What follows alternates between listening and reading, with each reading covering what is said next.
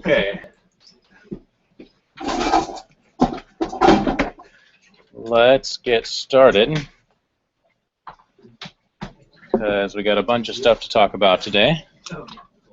But it's going to be awesome, because now we're starting to get into the real thing, and we're going to talk about a subject which I think is pretty sweet. But the plan, I'm going to go over a couple of announcements. We're going to look at our homework, and then we're going to talk about the Node Package Manager very briefly as the first subject for today. Then we're going to discuss the HTTP protocol so that we have an understanding of how web applications communicate with browsers and why they're designed the way they are. And then we're going to talk about routing in Express, which is the first step towards building a web application. So it's going to be cool because HTTP is pretty awesome. Announcements. There's like 3 different Coder events going on this week or something. Milo, maybe you can help me out here. I know there's a Python meeting happening on Wednesday. I know Python and Ruby this week, and then JavaScript. And JavaScript is next week. So they're all at Prototech, which you guys have been visiting if you're already going there for some of the study sessions.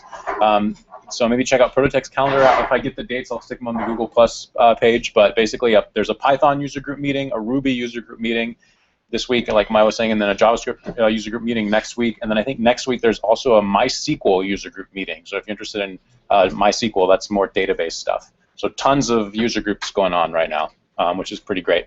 And then I think there's a game developers group coming up as well that James and Luke are probably doing. So if I find out more information about that, I'll stick it on there as well. But as always, you can check out, I think it's madeinok.co or something like that, right? Yes, that will have events about what's going on in the area. So worth keeping an eye on. Okay, we're going to go over homework. First, I'm finally starting to put solutions up to previous homework assignments, which has been requested a number of times. But the object-oriented homework assignment that included the higher order functions is now on the GitHub page. It's, so if you start at the top and scroll down a little bit, you see JS object-oriented solutions. So any of the repositories that have solutions at the end of them will be solutions to homework assignments, like the stuff I do up here at the very beginning of each class, right? So that's available. I've already got it open in a tab. There it is. You can ignore this. I'll probably replace that and say it's the solutions. But like if you look at higherorder.js, there are the solutions that we got from class, right? These are the expanded ones rather than the simplified ones, but they're in there. So, and then likewise with the other ones up here as well. So object.js should have the solutions like get name and things like that. Okay. We will have solutions for the Node introduction after this class, because that's what we're going to go over right now. So, and that will show up in its own GitHub page, GitHub site, or GitHub repository too. So, okay, so let's go over the homework. First, I'm going to need to download it to my computer, so I can just follow the instructions here. Git clone. I have got a directory somewhere in my terminal that I'm going to put this in. The directory is empty, so it's a good spot for it. I can just copy paste that into my terminal, and it's going to clone it, and then I end up with a directory called Node Introduction Homework. I cd into that, and very exciting. There's a README, which is the README for the assignment, and some templates that I'm supposed to fill in according to the instructions. Let me fix this.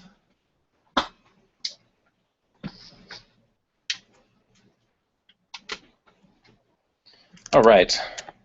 So, assignment 1, files, I'm going to be editing the reader.js and test.txt document. References, well, I guess the documentation is better here.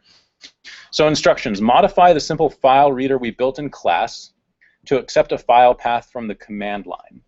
The reader will print the contents of that file instead of one that we've hard-coded into the program. So when we say hard-coded, we're specifying exactly what file it has to read.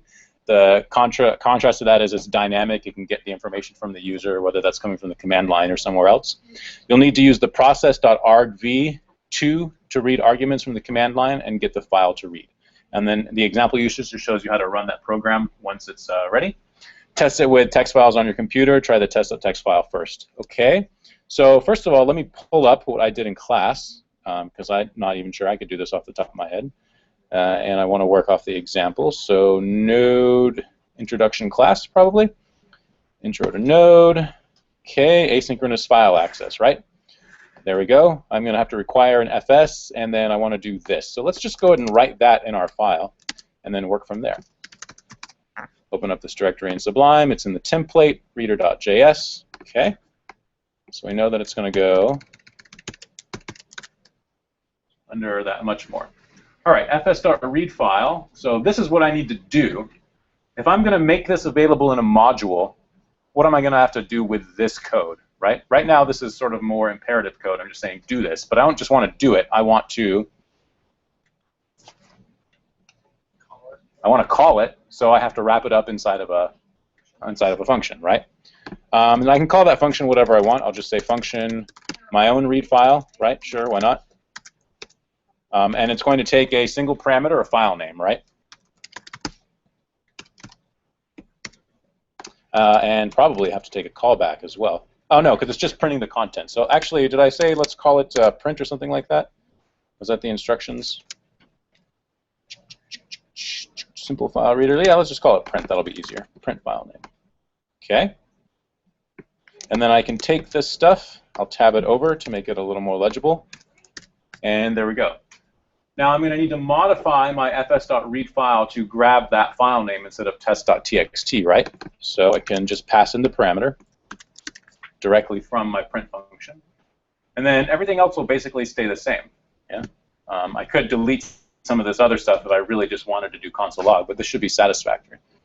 Now we need to get this thing over into like a main program, right? And let's see.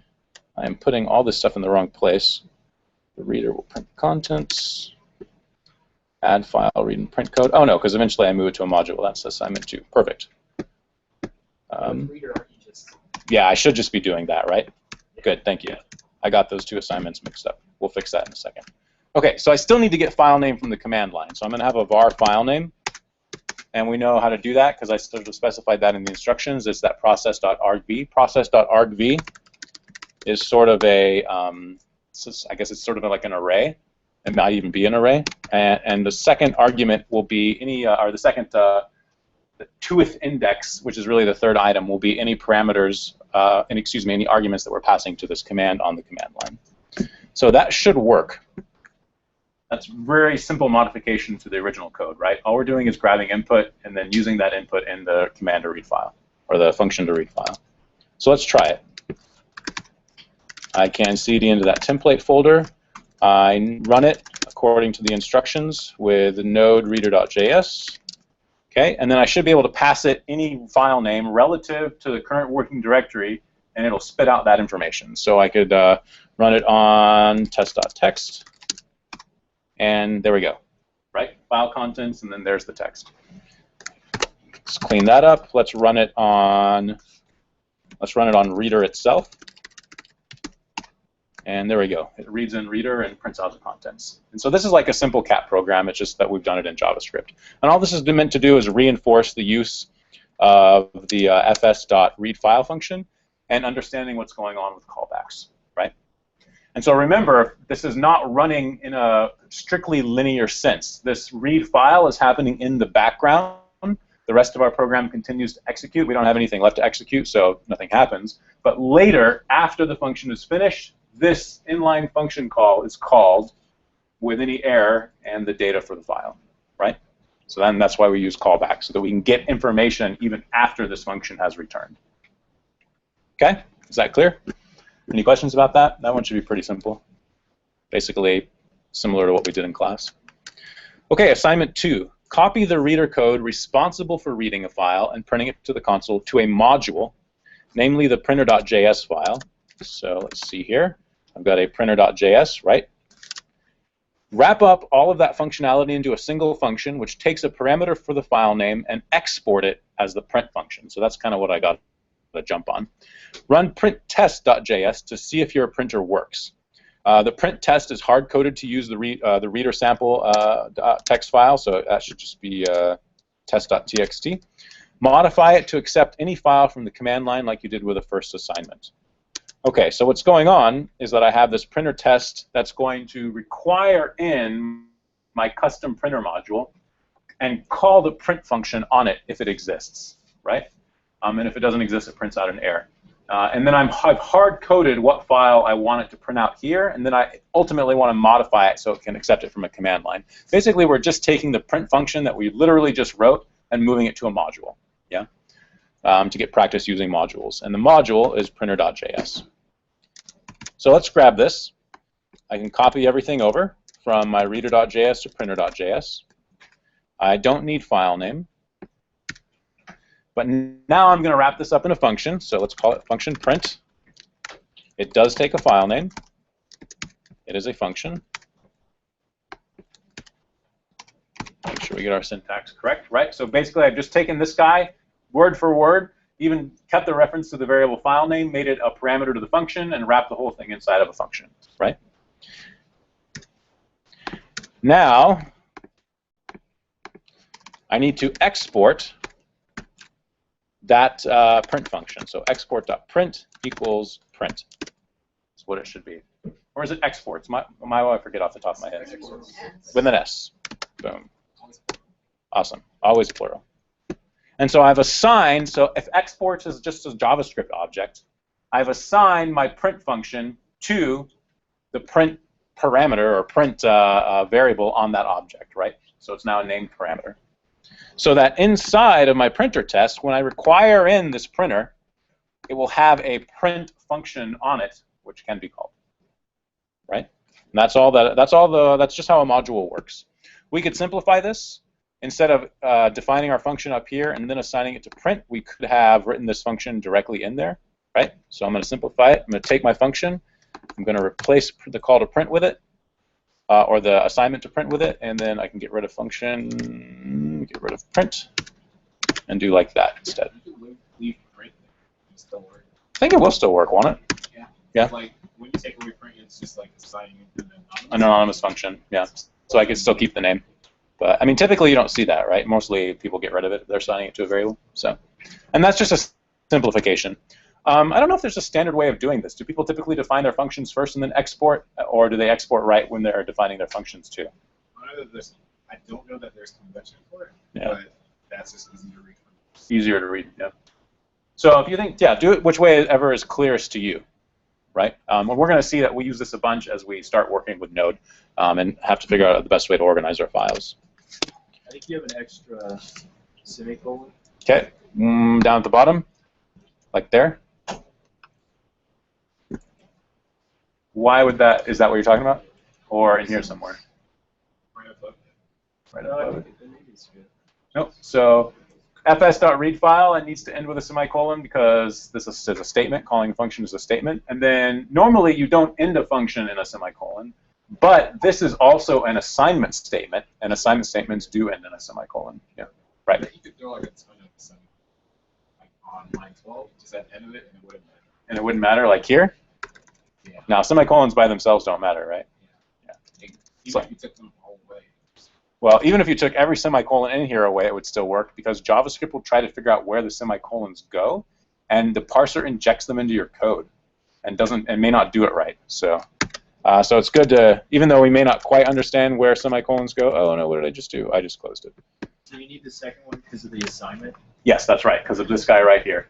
Because this, you think, oh, well, that just belongs to the function, and functions don't need semicolons. But this is not just a function; it is an assignment to the function, right? Or an assignment to print on the exports object. Excuse me. And let's see if this works. So I should be able to run. I should be able to start off with node printer test.js. So I do node printer test.js, and sure enough, it's hard coded to read that text file, right? Now I can make that same modification that I did earlier. So on printer test, I actually want to get the file name from the console, and I want to use that in my call to print. And so what I've done is I've taken like what you would consider to be my primary application code and in a sense simplified it. In fact, I don't even need any of this error checking anymore because I know that it's defined. So I can reduce like my main code to 3 lines so that my primary application is really clean, and then I keep all of the functionality sort of hidden away in another file, so that I don't need to worry about what it's doing as long as I know that it works. Yeah, makes your code a lot more readable. These are called abstractions, You don't want to extract too far, but some abstraction is good for sure. So I saw a hand up. All right. Yep, you don't want code that's 1,000 lines. So you want to break it up into related modules. And now I can run it, and it goes, whoa, I need a path. Okay, let's do test.txt again. It works, right? Sweet. Point of this exercise is to make sure we understand how to use modules, right? So we're just taking code that we've already written and applying it in a module. And we're going to use those for sure. So, all right, assignment 3. Create a program that can take 2 arguments when called from the command line. Both arguments should be file names. Your program copies the contents of the file in the first argument to the file identified by the second argument. And I think we're kind of assuming text files here. Be careful that you don't overwrite existing files. Keep it simple. Try copying test.txt to testcopy.txt. I don't know if I can do this one off the top of my head. I need to modify mycopy.js, and then I'll run it with node mycopy and a couple of file names. Okay. So I'm modifying. Okay, what am I modifying? mycopy.js, which is not in here. Oh, that's a shame. So create a mycopy.js file, apparently. There we go. And that's what I want to modify, so I just touched it to create it. I know that I'm going to have to use the file system API. Okay. I know that I'm going to have 2 variables, a source and a destination, let's call them, that I'm going to pull from the command line. So source is going to be process.argv 2, and var destination is going to be process.argv3. Okay. So that when I type something like node mycopy.js file 1 to file 2, file 1 is going to be my source and file 2 is going to be my destination. Okay, so now I don't actually know how to do this off the top of my head. I don't even think I knew quite how to do this when I assigned the assignment. I just knew that it was possible. What's the solution? So I don't want to ask like what's the actual solution? What's the solution to getting to the solution? Like seriously, it's looking up the documentation. That should be your first preference. If you get totally stuck, then check Stack Overflow or Google it. Start with the documentation because you need to just get familiar with that stuff anyway, rather than always having to Google for the answer, and start to internalize it, right? And so I look up Node. I go to nodejs.org. I go to their docs. And I know I'm going to deal with a file system, so I go over to file system, and I'm like, man, look at all this stuff that I can do. It'd be nice if there were like a copy in there. I'm not sure that there's a copy in there, but there might be. See, write, read, watch. Any copies? Maybe I can do a search.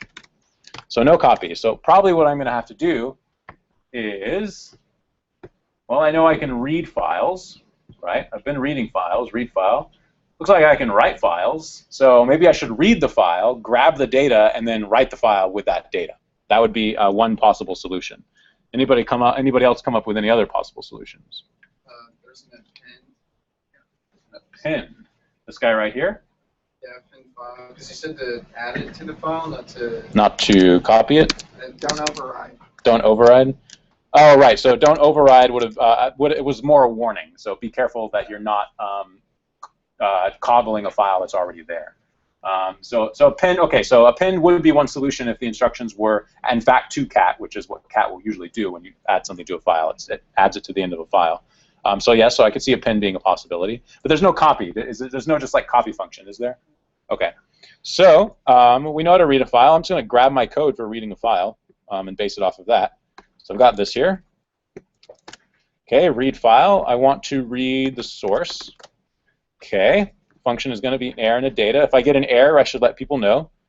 If I don't get an error, I hate all this extra tabbing. If I don't get an error, then I'm going to do something else here. Okay, what am I going to do? Documentation says I can call fs.write file with a file name and a data. Well, I've got the data, so I guess I could just call this. So let's look at their example here. Copy it in there. fs.write file, I want to write to, well, I want to write to the destination. I want to write what I get back from data in this function, and then write file will only return an error So if I get an error, let's modify that to say something else. Console.log, error writing file, else, sure, let's let them know. Console.log, it's saved. And they use this escape sequence here because they've got a single quote, and they want to have a single quote inside of their string. One possible way to get rid of that is to use double quotes. And you don't have to worry about escaping it, but single quotes is fine. So that's starting to get a little deeper, the logic in that, but this should work. Let's review it. So I'm requiring in the file system module, I'm grabbing 2 arguments from the command line. I'm calling read file on the source, so the first argument to my the command line. I take a callback function with error and data as the parameters. If I get an error, I say something went wrong, and it's not test.txt. Let's provide the right file name plus source. Otherwise, and you can space however you like if it makes it a little bit easier to read. I tend to go for more compact code these days, but otherwise, I got my data, so I want to write that back out to the destination, which is from the command line. I'm writing the data, and that function takes a callback with error. Inside this callback, error will be assigned to this error and not this error because of masking, which you've kind of learned about, right? When you have parameters or variables with the same name, whichever one is more local has precedence. And so this error will only ever refer to that guy there. If something went wrong, let them know. Otherwise, I could say it's saved. I might even say error writing file to, and then indicate what the destination was to remind the user, because that can be helpful.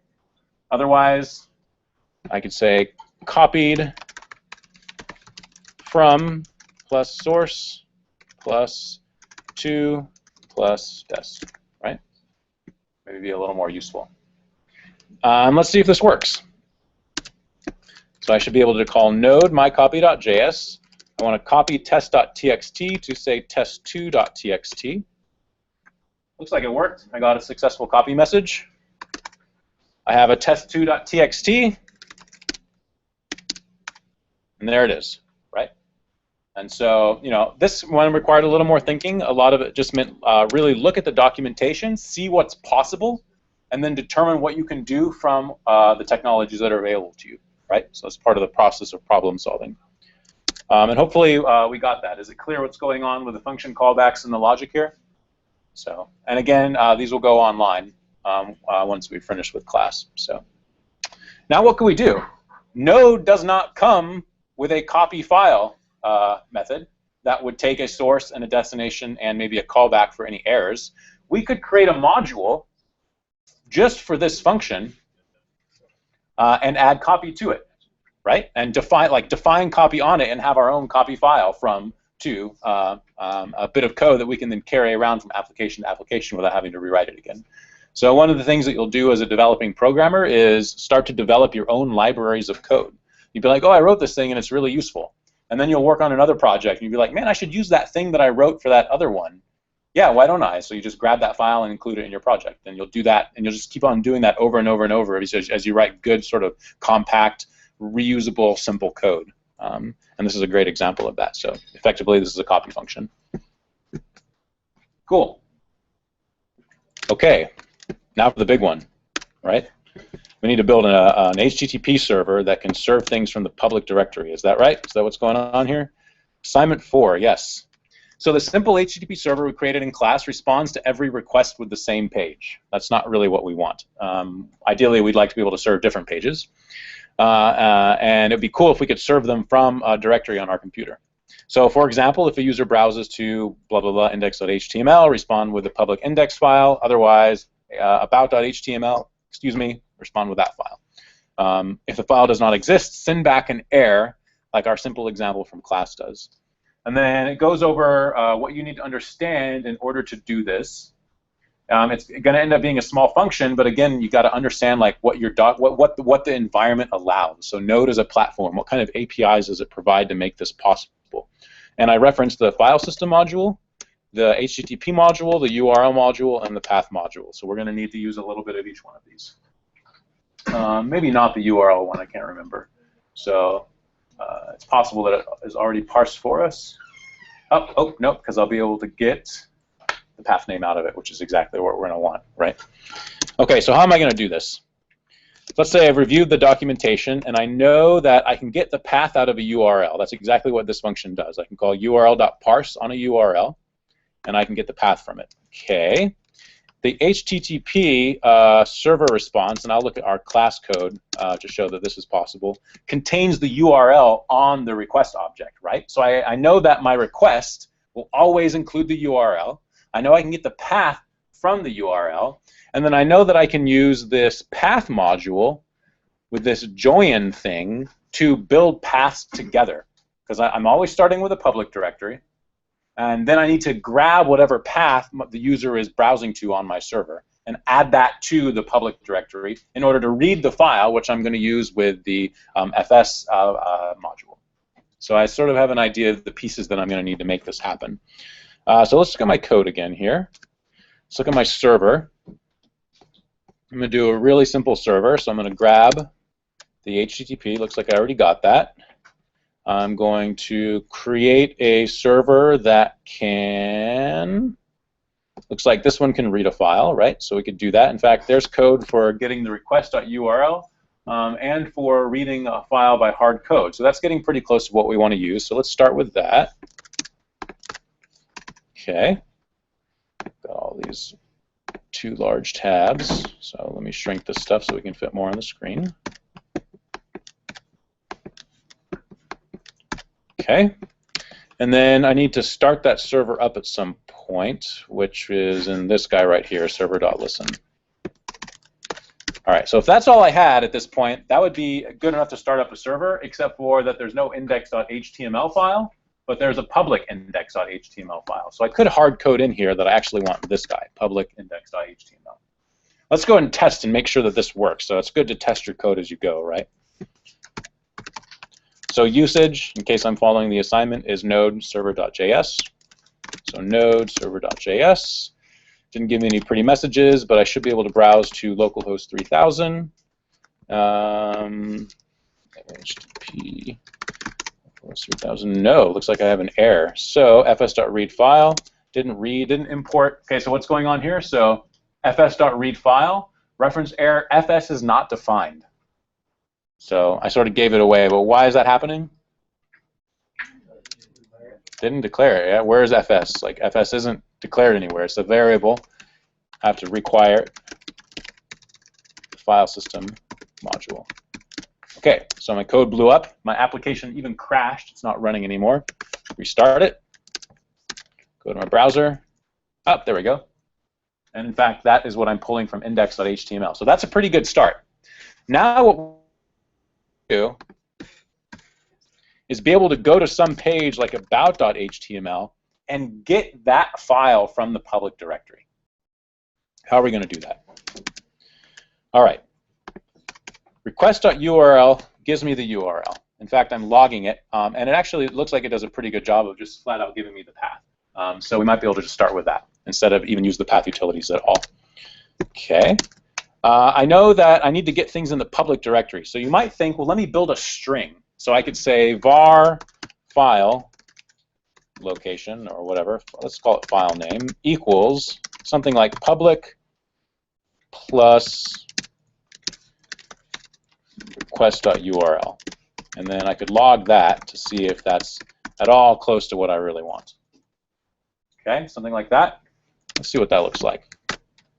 So I restart my server because I changed my code, go to a file, and that's not bad.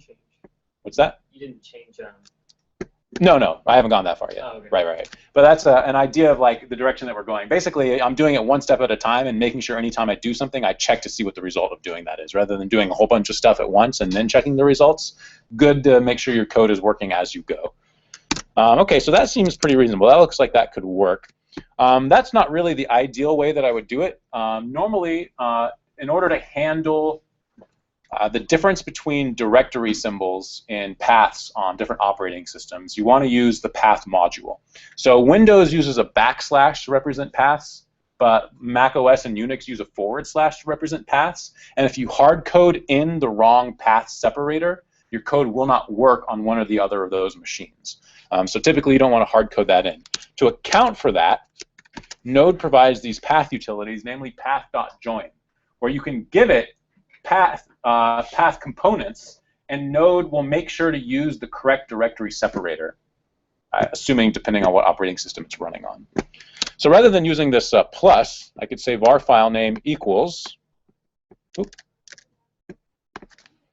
path.join. Okay, I'm going to need path first of all, so var path equals require path.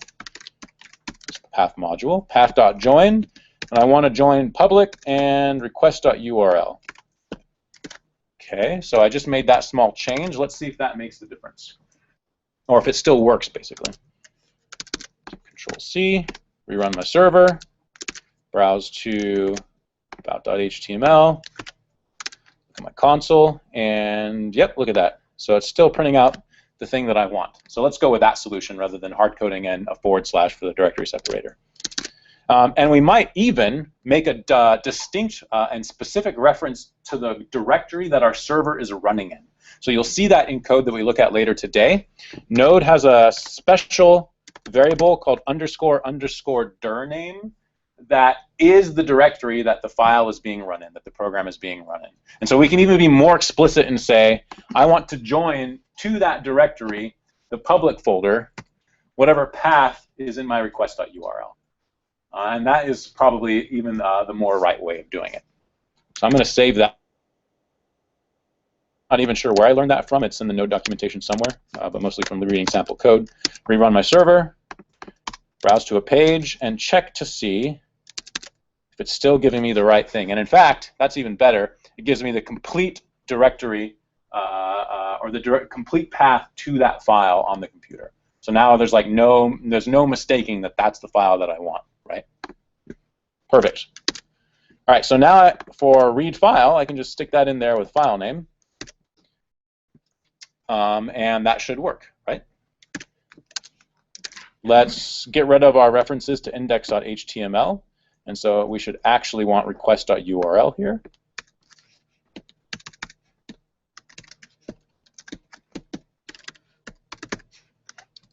I don't know if the \n is necessary or not. Restart my server. If I go to index.html, it should still work the same way. Looks like it did. If I go to about.html, I should get an error because I don't actually have that file. It's a pretty ugly looking error. But now I'm set up to be able to add anything I want in my public directory. And anytime I add any file in there, my server code will automatically work with that new file. I don't have to change anything on my server code. So let's do that.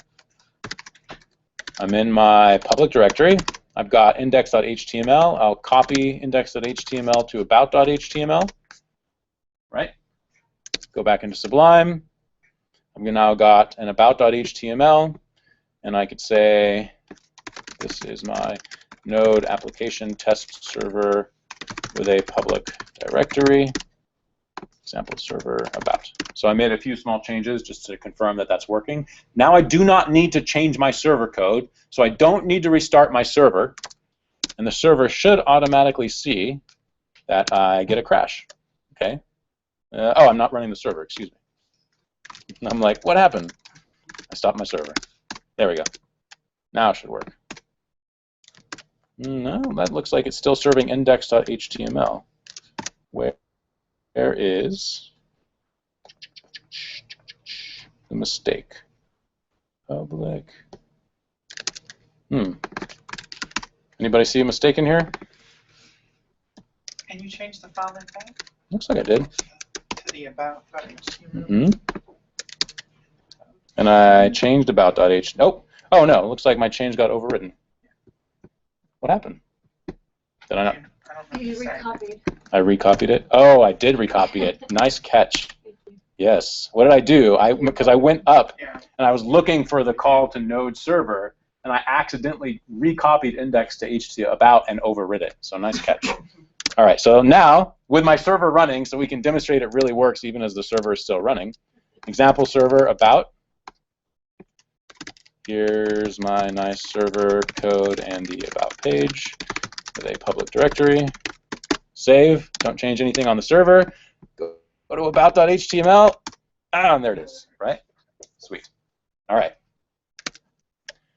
And the code for that is this guy right here. And that's really not that much code, right? Yeah, 25 lines or something like that. Basically using code that we'd used before, but knowing that we need to access request.url, that we want to use path.join, and that we can use that with read file name. Now, something else I could do here, and sort of my intention for this assignment, was to check, if that file exists before spitting out an error after trying to read it.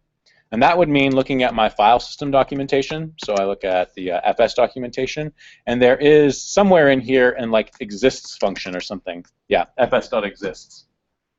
And so I could first call this to see if the file at that path existed. If it didn't, so if I get function exists and not exist, I could then return an appropriate error or send a 404 page not found, right?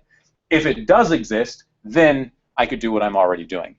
Let's see what that might look like, in fact. So I could call fs.exists file name. According to the documentation, it should take a callback with a Boolean that will determine or that will indicate if it exists or not. If not exists, I should do some kind of error. I'll go ahead and do file does not exist, which is a different error than unable to read file, which is why we might want to account for that. If it does exist, then everything that I was doing before, I can just stick in there. And then I want to make sure that I get my tabbing correct so that it's a little clearer. And looks like I have a stray else. So if else. Boy, that's pretty gnarly looking. This is what they call callback hell. So let's go. There we go, like that, right? So and this in fact is getting a bit gnarly. So I'm already inside of a callback here, right? I've got one anonymous function. Then I've got to check if the file exists. And then if it does exist, I have another anonymous function that actually writes out the results. That's pretty ugly. That starts to get, eventually you'll have, and then you're going to access the database. And then if you get the results from the database, you'll see if a file exists. And then you'll do something. You'll end up way over. The solution to this is not to use anonymous functions. You could actually just define a function somewhere and pass in that function, right? So the actual call to, say, reading a file, I could define as var read file equals function, and that takes air and data, basically this thing right here, so I won't even do that. I'm literally going to copy the anonymous function that is in read file, so all the way down to there, cut it out. I'm calling that function read file, and I'm defining it up there, right? And that's effectively the same thing. Whether I use an anonymous inline function or a function I defined elsewhere, it accomplishes the exact same thing. And that can sort of start to clean up my code a little bit. Again, we made a change, so let's confirm that that works.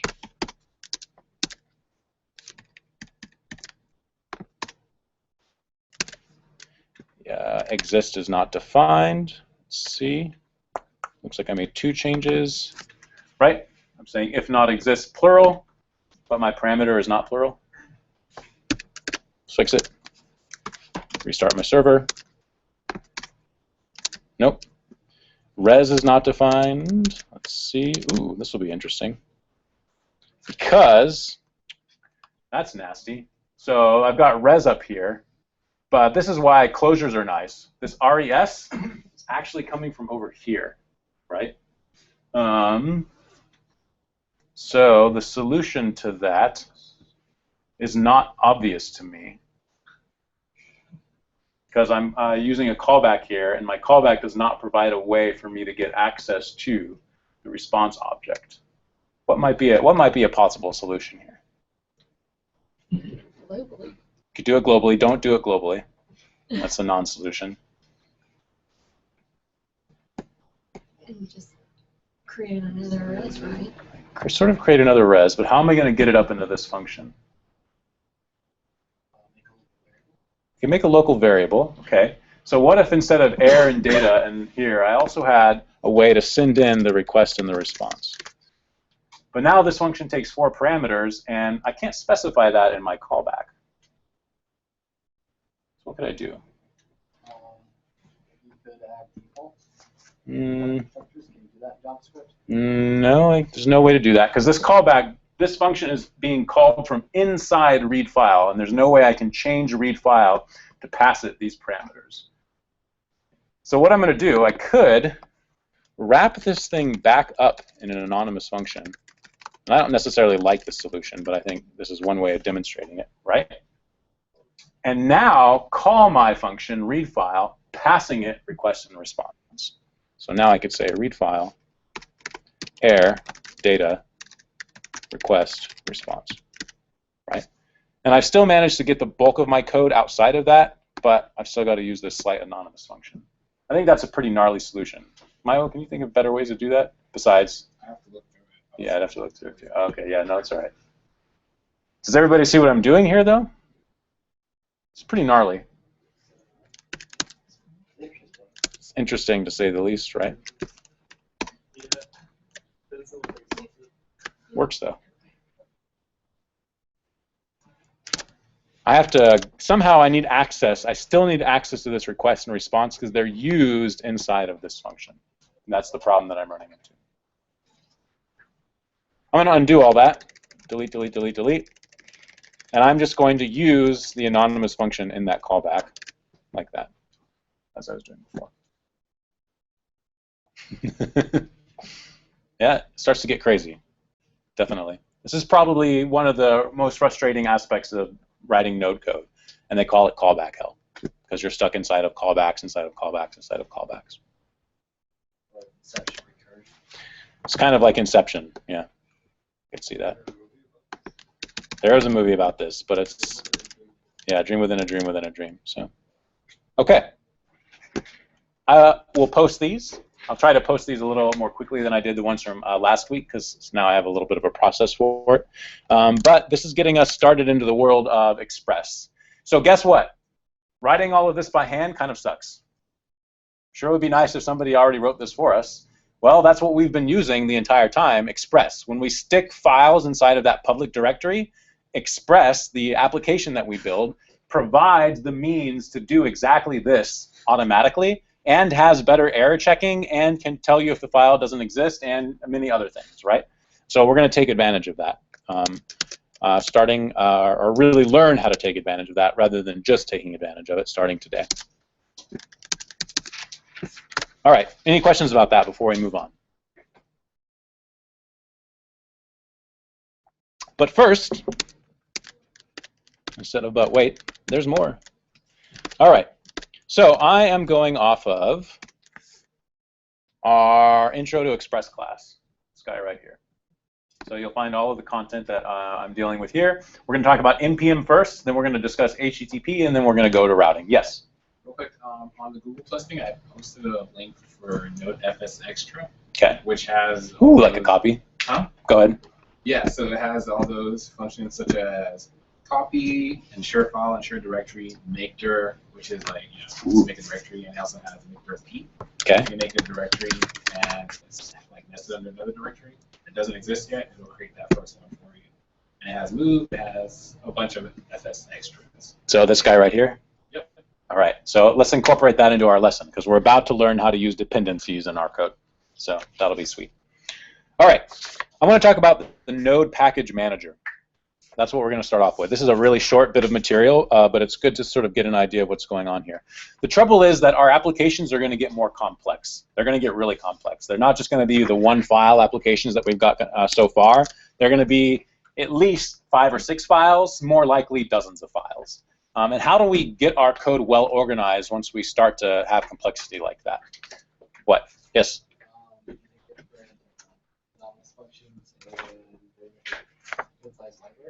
Well, really, at an even more basic level, we're just going to stick stuff in separate files, right? So we're going to break up our code. Instead of being one line of 1,000 lines of code, we'll have 10 files with maybe 100 lines of code each.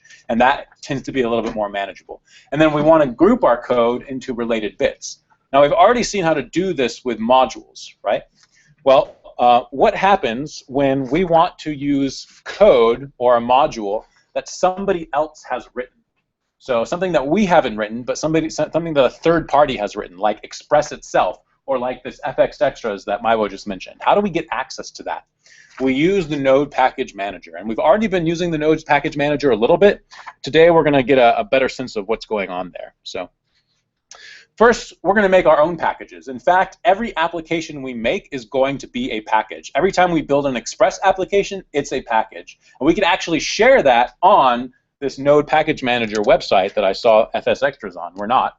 But this is what's interesting about Node. Every single project that you build in it is itself a module that could be used in other projects when you use the Node Package Manager to do it for you. So I'm going to cd into the right directory here. Find yourself a directory somewhere that's empty in your terminal. And I'm going to do make a directory called npm class test. Notice I already have one called npm test. You could call yours npm test. And I'm going to cd into that. It's an empty directory, right? I'm going to use a function on npm. So we've already seen that we use npm. We're familiar with npm install, which we always type after templating an Express application. So let's get there. Let's understand why we do that.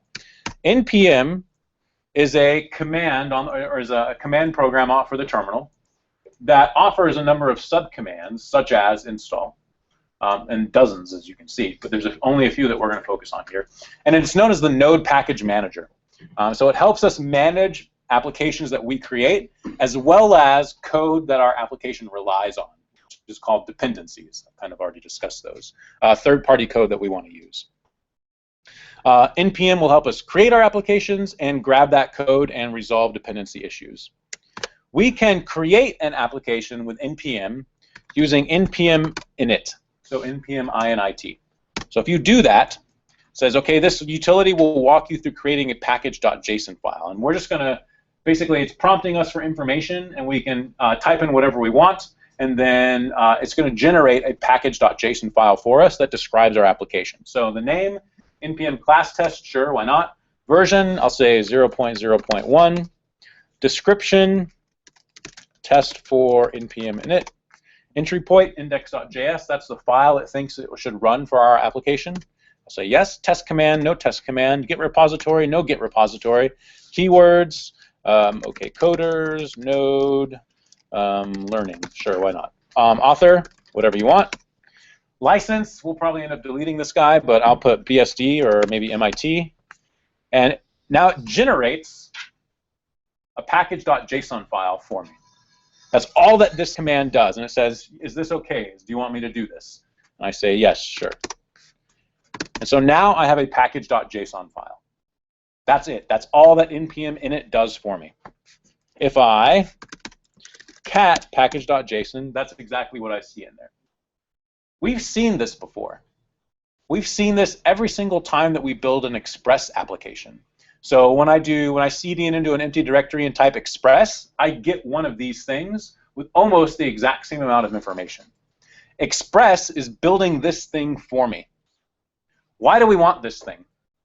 Let's say we're probably not going to share this code, but that would be one reason to have it. Let's say we want to install some third-party code in our application.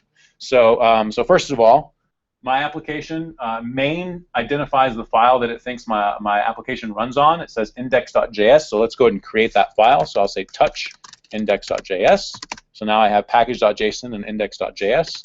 I'm going to open this up in Sublime. There's my package. Here's my index.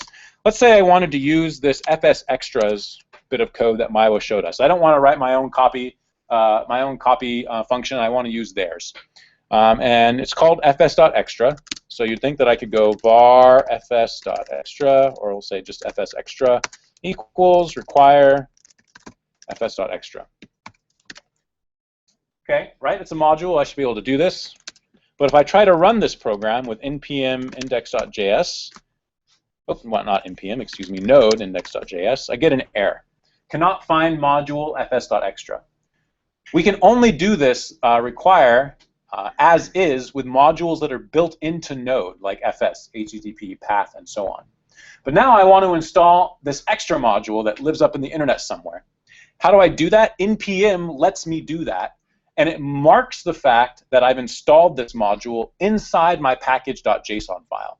Basically, my package.json file is telling anybody who's looking at my application, hey, these are the products that your code depends on. If you're going to run this application somewhere, you better have these modules installed with it.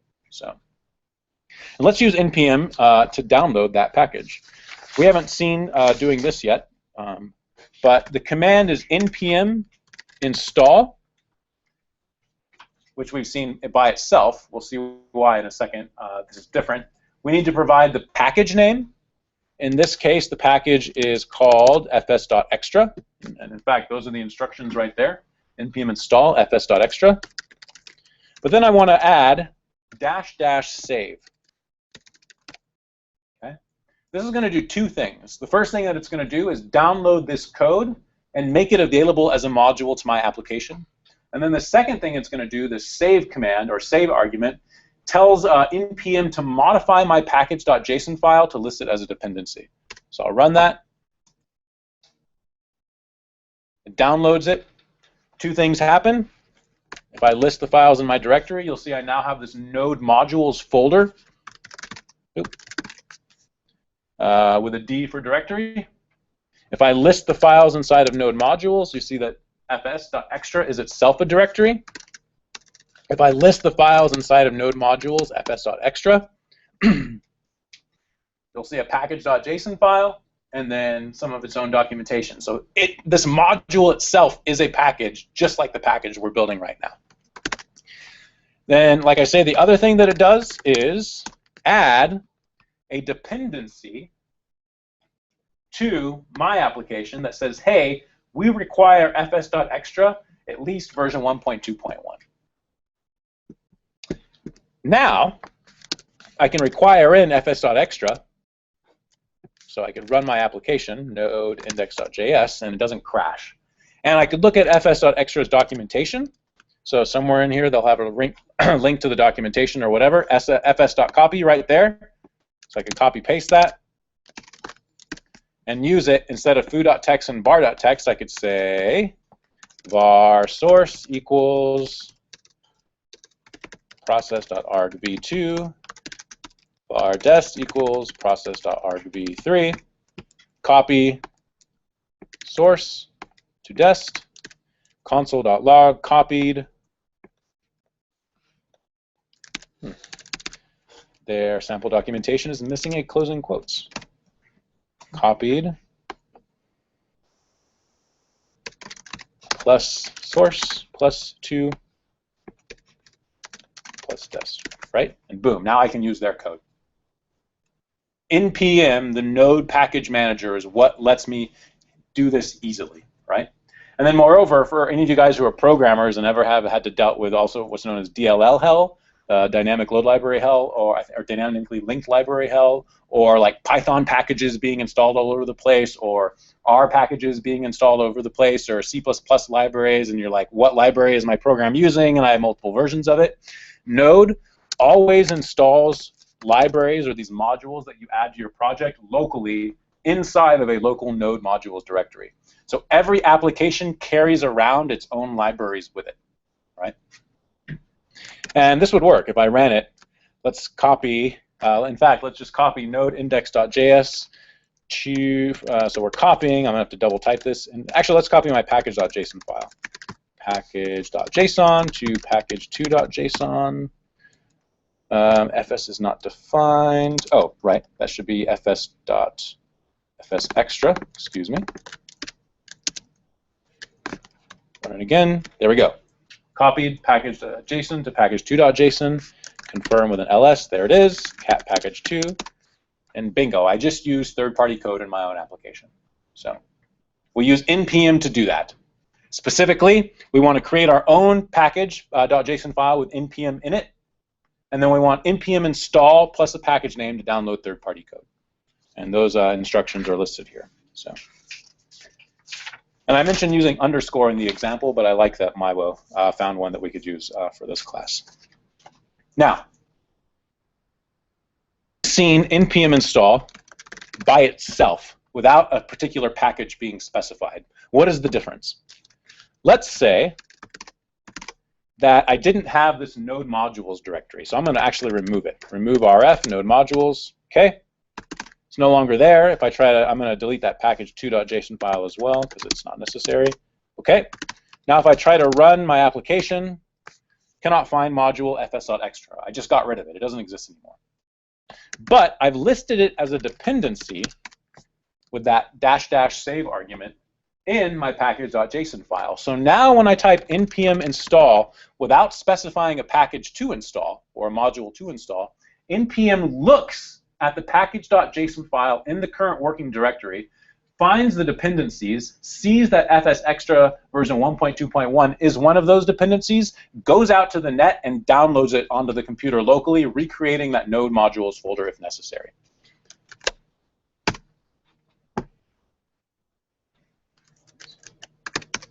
And there it is, node modules. So that now if I run my server again, or my code,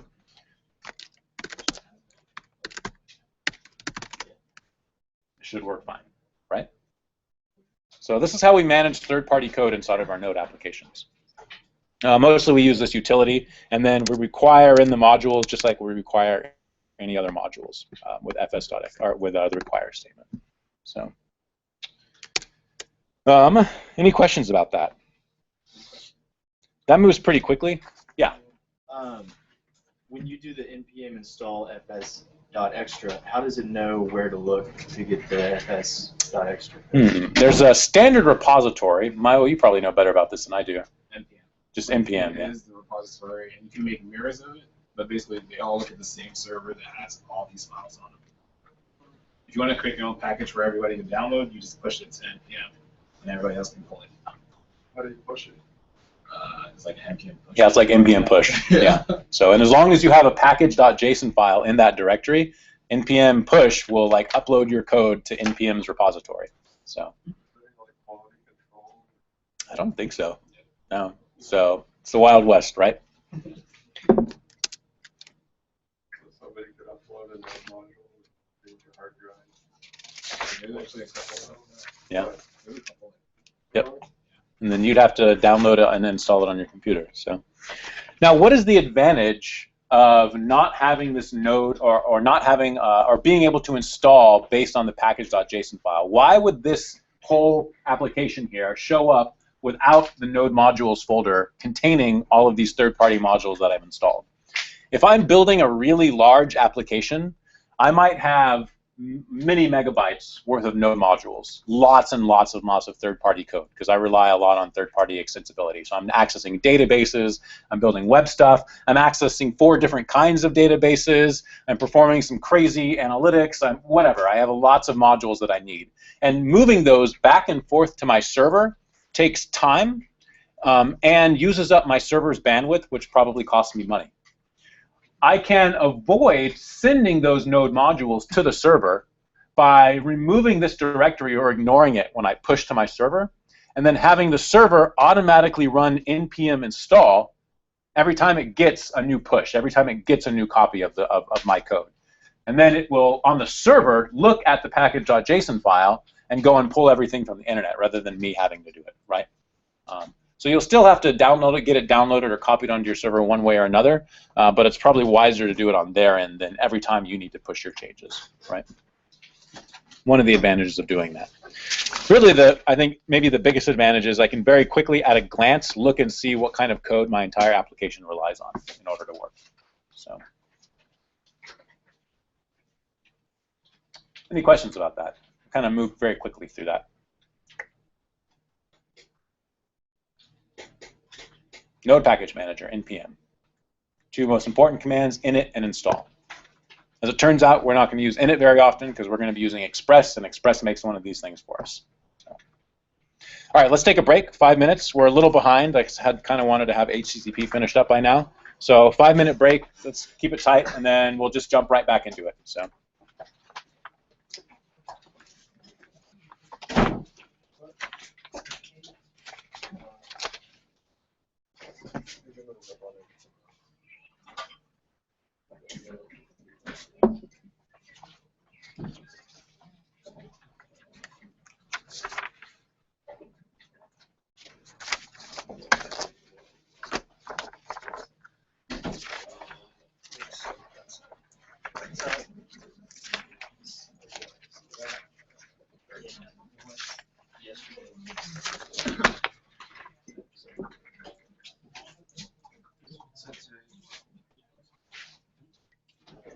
Yeah,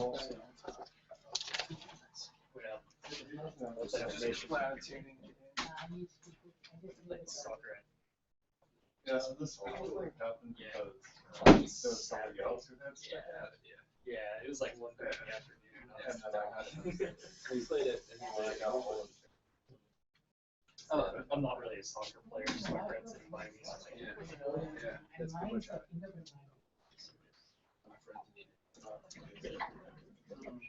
Yeah. You guys ever played Ultimate Frisbee?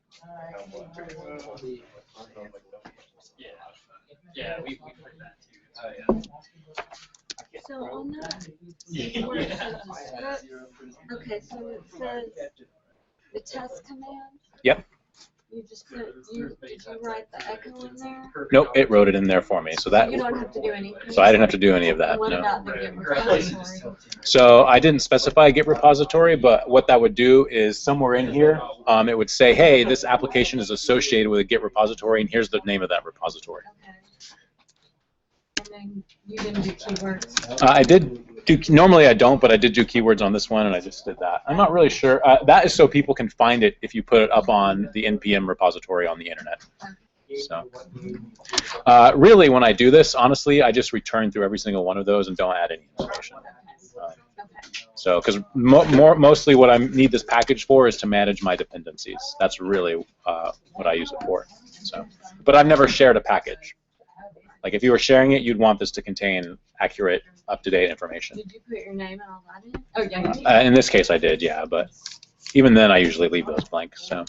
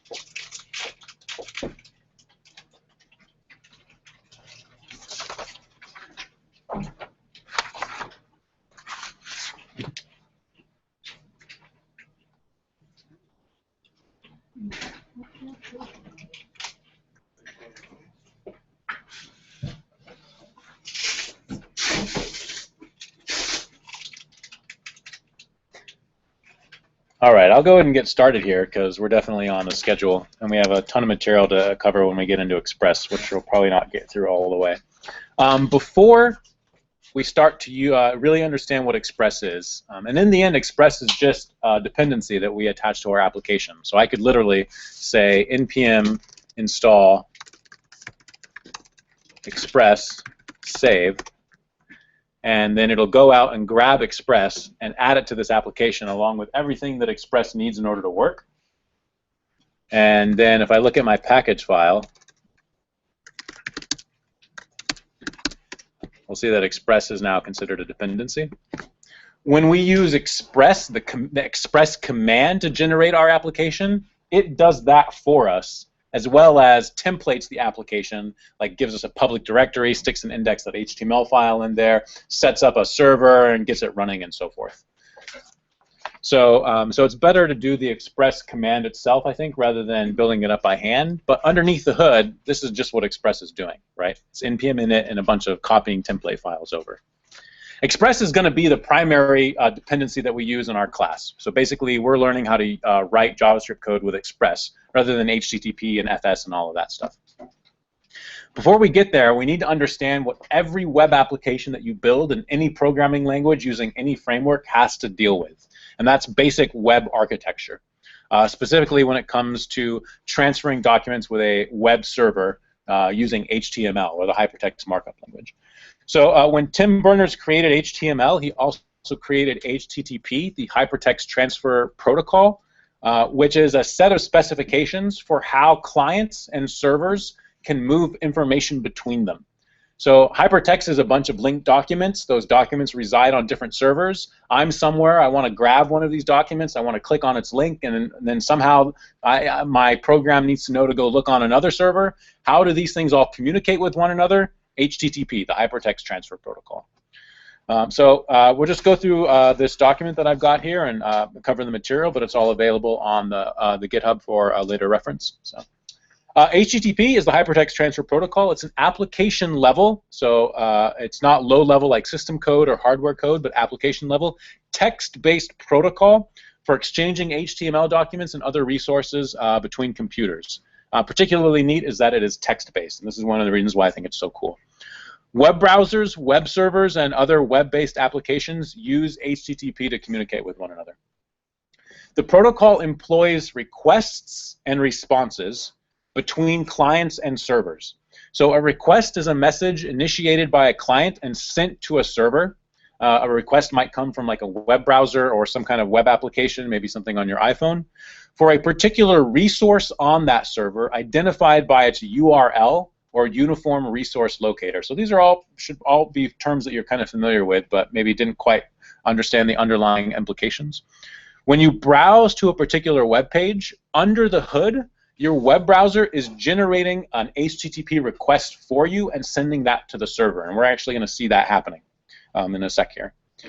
On the server side, the server handles the request by delivering that resource or some other data, such as an error message, back as a response. And exactly how the server handles the request is up to it, but it must send a response back. So the server might look at a file. The server might dynamically generate a file. The server might look at a database. The server might make a connection to another computer, which makes a connection to another computer. Whatever it's doing, in the end, it must generate a response back. And so, for example, if a browser requests a static HTML file that might live in a public directory, the server can just grab that document, read it, and send it back over as the response. HTTP defines what the request must look like, so how they must behave in order to be well-formed. And we're going to deal with those all the time now. HTTP was originally designed to support distributed applications, which I think is awesome from the very beginning, in which parts of the application exist on different computers but work together to form a single whole program. So already from the beginning of the web, Tim Berners-Lee and then later on the working group was thinking about how an application would exist simultaneously on multiple computers. And so what I mean by that is most programs need to create, retrieve, update, and delete data. This is known as CRUD, create, retrieve, update, and delete. We'll see that HTTP is not only for getting documents from a server, which is typically what we use it for, like I browse to a web page, I download an HTML document. A request is a request to a server to do something with a resource. It's not necessarily a request to get that resource, it's a request to do something with it. And that something, in addition to getting a file, can also include making a file and updating a file. HTTP has all of that functionality, or the protocol for that functionality, built into it from the beginning. And so you can imagine, like, a web application is actually something that exists on more than one computer.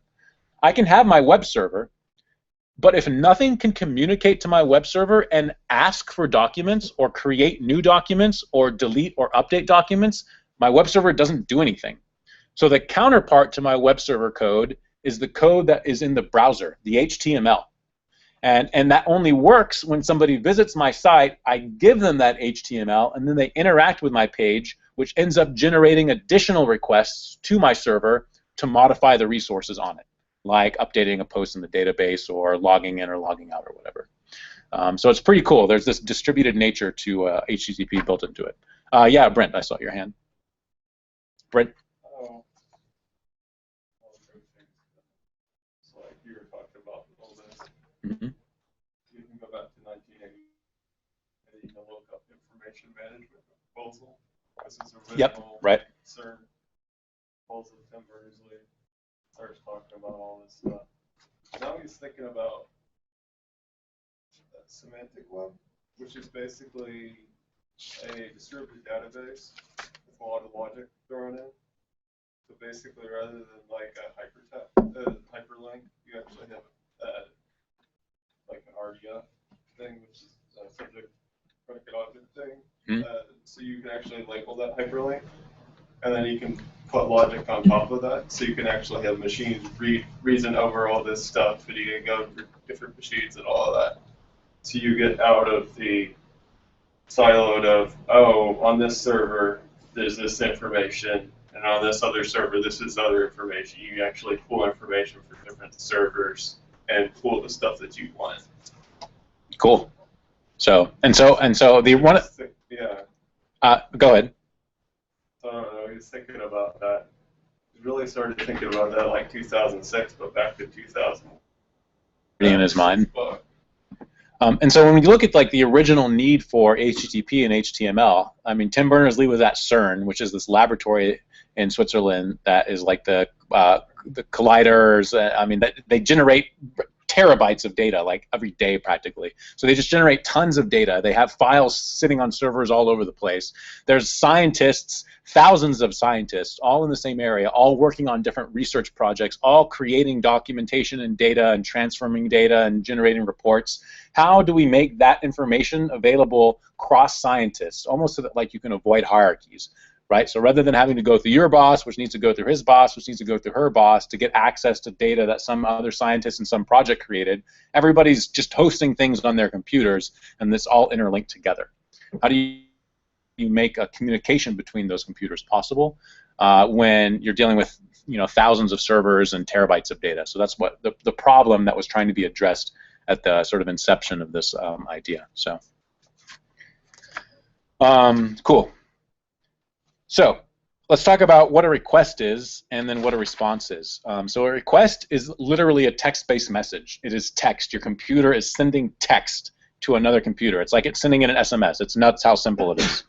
What's that? You can use Wireshark to see it happening. We're going to see how to see it happening in Chrome and actually how to write it ourselves using Netcat in a second here. So a request is composed of three parts. The request line, headers, and a body. So the request line, and I sort of have a picture of what that looks like, but it's literally you have like a text document that is some request line, a few headers, and a body.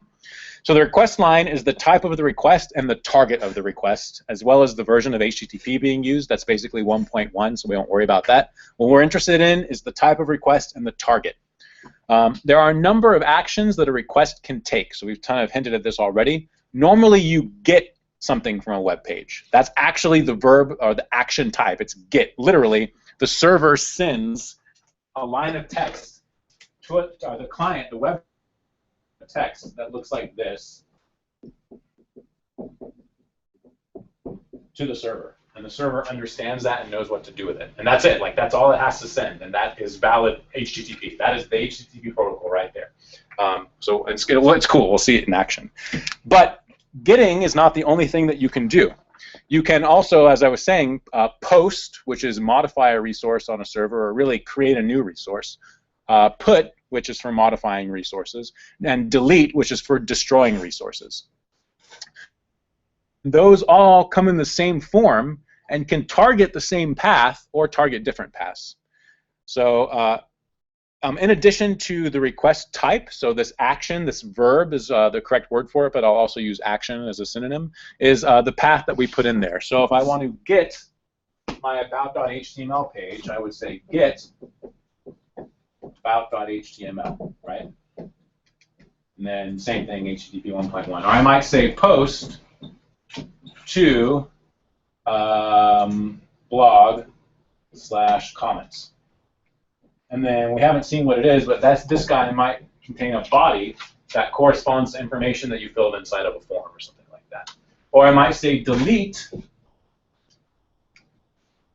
blog posts post 1, right? And then this is all just a text protocol. So I'm literally sending text off to the server from my browser, and then the server is going to get this and interpret what to do with it, right? And our job will end up being parsing this stuff and then writing the code to respond to the action that the user is requesting. So that will be the gist of sort of like everything else that we're doing from this point. The request also contains headers. Headers are metadata about the request itself, so information about the request, and include facts like what language the user might be using, what web browser they're using, what operating system they're running on, the date and time of the request, and the content type, like if they want back HTML or if they want back something else. For example, XML or JSON. And we'll learn about what JSON is later. So, and then finally, the body contains any information that the web browser is sending to the server for additional processing. And so normally a GET request will not have a body, and this is literally just a bunch of extra text. Normally it will not have a body because a GET request is simply requesting something, something from the server. But when I post like this, like let's say I log in and I provide a username and password, how does that username and password get to the server? It comes inside of that request as part of the request's body, right? And again, this is nothing special. It's literally lines of text. That's all it is. So, and like I say, our work is going to be to look at these requests and then have our application respond to them depending on what the action is and what the path is, and maybe some of the headers as well. So on the server side, the server sends a response back that looks very similar. So it's also composed of 3 parts. It has a response status, headers, and a body. The response status indicates whether the operation succeeded or not. And so, like you'll see, the server will send back something on the first line. So I'll say get / HTTP 1.1, and the server will respond back 200 OK, which is the response status. And that means, hey, this worked.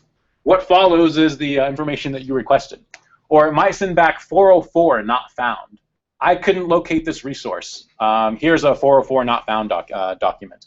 Or it could be a 301 redirect. Look somewhere else. So there's a few dozen status codes that all indicate what happened to the browser's request as the server tried to process it. Then there's the headers, which contain similar information as the request headers, like what the content type is, date, time, and so on. And then there's the body, which is the actual content of the response. So if I request an HTML page from the server will send back that HTML, and the web browser can parse out all that information from the response and knows to show the HTML content, right? If that sounds abstract at all, let's see this actually work in action. So we're going to use Netcat first to manually make a request to a server and get back its response, right? So I can actually type this into the terminal. I think this is pretty cool. I don't know if the Windows machines have Netcat installed. You can type which NC to find out. But on Unix and Mac OS, it's NC, the NC utility. And it goes NC, and then I provide a server that I want to connect to, like google.com. And then the port that I want to connect to. So we've seen using port 3000 on our own. By default, HTTP uses port 80. Remember, the port is sort of like the extension for a phone number at a phone number. So I connect. It is literally waiting for me to type in my HTTP command so that it can send it to www.google.com.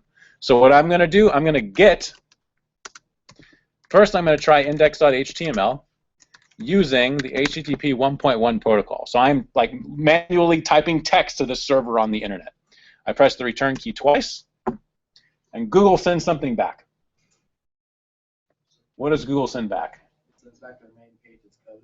It sends back their main page, not just as code, but if you really looked at that, it's just HTML. So let me scroll up to the top of this thing here, because apparently their page is huge. It's probably because of the doodle, right? Because of the doodle? Yeah, right. I don't know what's going on here. Look at this. Let's see, get time. Here we go. Okay. So I said get, whoa, oh. We're getting there, we're getting there. So I said get index HTTP 1.1. This is the response that Google sent me. First line is HTTP 1.1 200 OK. Your response is valid. Second are all these headers. So, and this is just metadata about the response and key value pairs. They're kind of like JavaScript objects, right? Date is, here's the date. Expires, -1, whatever that means. Cache control, content type, set cookie, server, XSS protection, and so on, headers. Then I get a number that indicates the length of the response, the length of the body, and then the body itself, which, as you can see, is just HTML.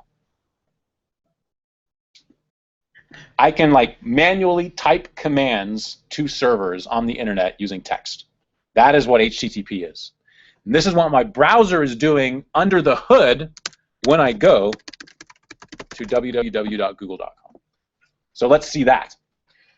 In the browser, you're not going to see it on my screen because it's hidden, but I've got this view developer tools, right? So that's what I want to do. I want to show my developer tools. I believe you can also access it from this menu bar over here. Tools, developer tools, or whatever the shortcuts are for it. And I want to click on the network. So I want to show this network tab. And then I want to refresh google.com. So I'm just going to refresh it. And we'll see that the browser is issuing a whole bunch of requests. These are all the requests that the browser is issuing. Hold on a sec. One is to www.google.com. It was a GET request for that path. Text status was 200 OK. There's the text type and so on. If I click on this, I can see the headers for my request. So this is what the browser is generating. And then I can see the response from google.com. And this stuff right here is the exact same thing that we saw in the command line. And then I can look at the response directly, and there it is, the HTML that Google sent back. Same exact thing we saw in the command line, which the browser knows to interpret and generate a web page from. So under the hood, our browser is just sending a bunch of text to google.com, and Google is sending a bunch of text back to the browser, and the browser understands it. That is HTTP. HTTP is the specification that tells us what this text has to look like in order for a client to be a valid client and a server to be a valid server. So if you don't have NetCap for Windows, do you download it somewhere? I don't think it. I mean, it's not. I don't think it's necessarily all that important. More, the idea is just to get that you can actually type text to a server and it understands what you're talking about. I'm sure there are Windows utilities. At Google Windows and something will show up. So That makes the browser look a lot more like a terminal. yeah, right. Yeah, Yeah. under the hood, the browser is just a terminal, right? It's just, I mean, opening up a connection and sending a bunch of text over. There's no special weird data structure. There's no like special format. Nothing. It's just plain text. But that makes sense when you think that this was being designed in the 80s and early 90s. And in order to debug the system, it would be really useful if you could see the text that was being sent across the computers on the way, right? So like you could intercept it at a point and go, that's not what this was supposed to generate. It should have generated something else. So it makes it very human readable. There are proposals to change this system. Google is offering one called Spydy, S-P-D-Y, I believe. Is that right? And that's what HTTP 2.0 is going to be, right? So, and then I don't think that's plain text based, is it? I think it is. Oh, is it still? Okay. It's supposed to make it faster. Prefetching stuff. Okay. So, cool. Yeah, other questions? This is HTTP. So, our job from this point on is understanding requests, generating responses. That will be a web application. That is the entire goal of building a web application. So,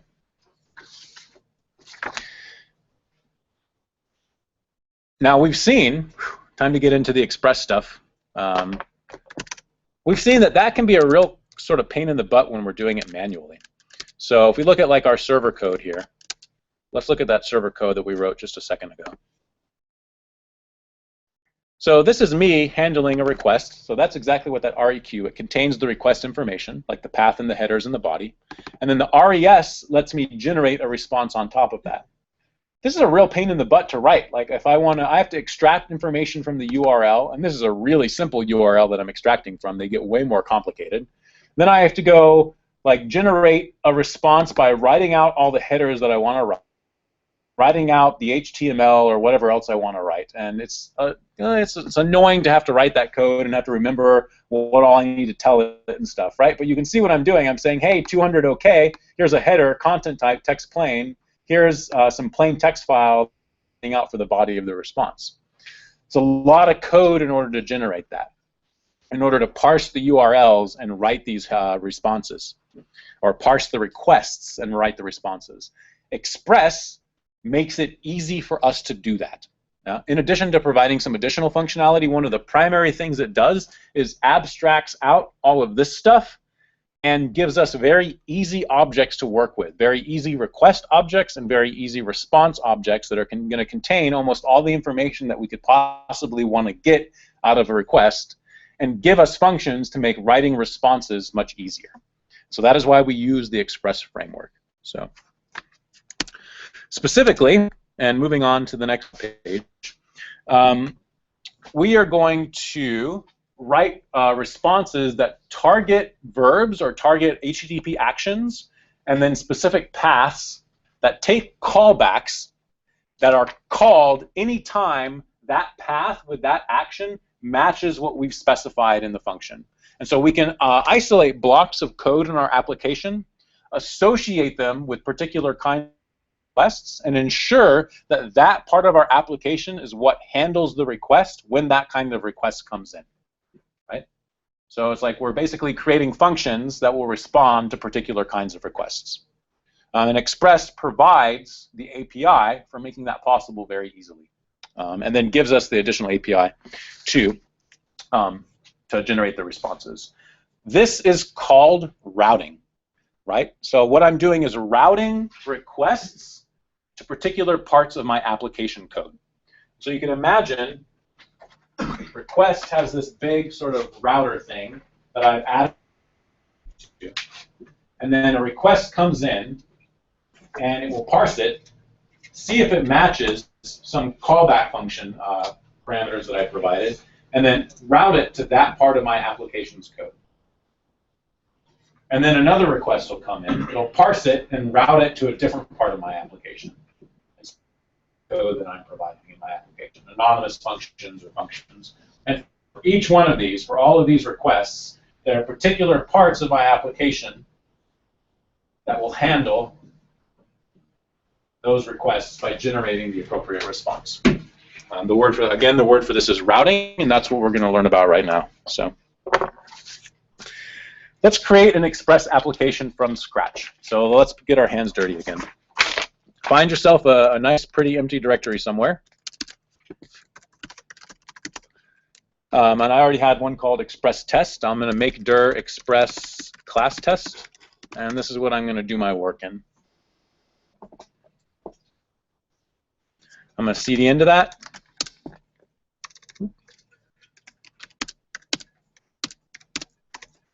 So I'm inside of an empty directory, Express application templater, right?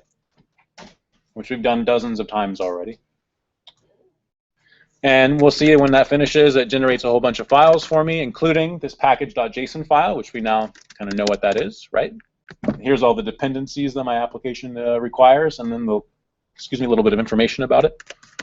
But more importantly, we're going to look at two files for today. We're going to look at this app.js file, which is the main file that gets executed for our Express application. And then we're going to look at some of the files in this routes directory.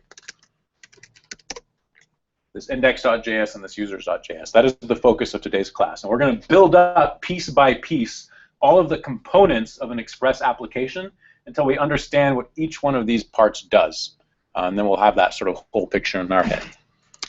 So open this up in Sublime. I'm using that shortcut, but you can open up Sublime and then choose Open Directory and view all of these files, but specifically view app.js, and then we'll get to the routes ones in a second. So we are to this file.